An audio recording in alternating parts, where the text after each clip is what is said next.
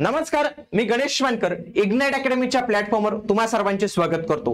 नगर रचना विभागात नवीन जाहिरात आलेली ज्युनियर ड्राफ्ट्समॅन म्हणजे कनिष्ठ आरेखन गट क या पदासाठीची जाहिरात आलेली।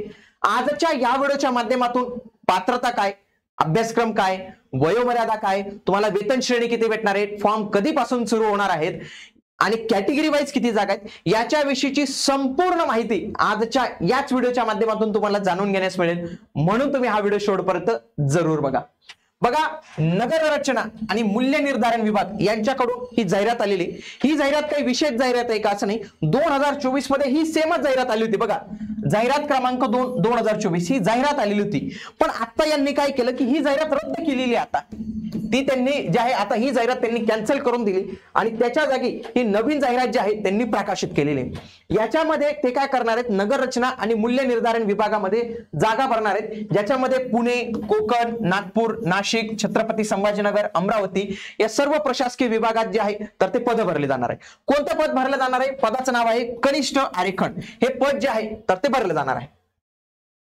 बघूया आपण याच्याविषयीची संपूर्ण माहिती।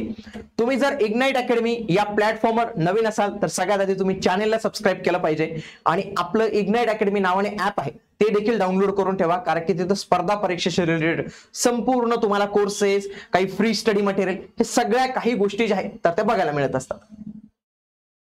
बघा, ही जाहिरात आलेली आहे आणि फॉर्म कधीपासून सुरू होणार आहे तर फॉर्म 19 जून पासून जे आहे तर ते सुरू होणार आहे। फॉर्म भरायची डेट जी आहे तर ते 19 जून पासून सुरू होणार आहे। फॉर्म कशा पद्धतीने भरावा, फॉर्म विषयीची माहिती तुम्हाला आपल्या याच चॅनलवर जे आहे तर ते मिळून जाणार आहे। पुढे आता किती जागा आहेत? एकूण 28 जागा असणार आहे। त्याच्यासाठी आता हे कॅटेगरी वाईज टेबल पाहणार आहोत। तत्पूर्वी याच्यासाठी पेमेंट जे आहे तर ते S8 ची वेतन श्रेणी आहे 25,500 ते 21,100 एवढे याचं जे आहे तर ते वेतन असणार आहे। याच्यामध्ये जर 28 पदांचं कॅटेगरायझेशन पाहिलं बघा, अनुसूचित जातींसाठी 3, जमातींसाठी 2, VJA साठी 1, NTB साठी 1, NTC साठी 1, NTD 1, SBC 1, OBC 5, SCBC 3, EWS 3 आणि ओपन वाल्यांसाठी 7। तर असे जवळपास 28 जागांचं जे आहे तर ते आपल्याला कॅल्क्युलेशन इथं बघायला मिळतं। बाकी इथं काही समांतर आरक्षण आहेत तर हे पण तुम्ही जे आहे तर ते बघून घेतलं पाहिजे। तसेच समांतर आरक्षणामध्ये समजा इथं भूकंपग्रस्ताला तर जागाच नाही आहे, इथं एकाला पण जागा नाही आहे। फॉर एक्झाम्पल इथं जे आहे तर ते पदवीधर अंशकालीनला पण आहे तर ते जागाच नाही आहे। पण समजा इथं पदवीधर अंशकालीन असेल तर हा पदवीधर अंशकालीनला इथं एक जागा आहे। समजा हे पदवीधर अंशकालीन ओपनचा सापडलाच नाही तर ओपनच्या या जनरल मधून म्हणजे इथं 3+1 म्हणून ही जागा जी आहे तर ती भरण्यात येऊ शकते, असं त्यांनी ऍडव्हर्टाइजमेंट मध्ये पण सांगितलेलं आहे। पुढे बघा, अर्ज सादर करण्याचा कालावधी हा 19 जून पासून तर 20 जुलै पर्यंत असणार आहे। 1 महिन्याची मुदत दिलेली आहे, त्याच्या आधीच आपल्याला आपला फॉर्म जो आहे तर तो भरायचा आहे। पुढे शैक्षणिक पात्रता याची काय लागते की तुमचं 10वी पाहिले पास पाहिजे।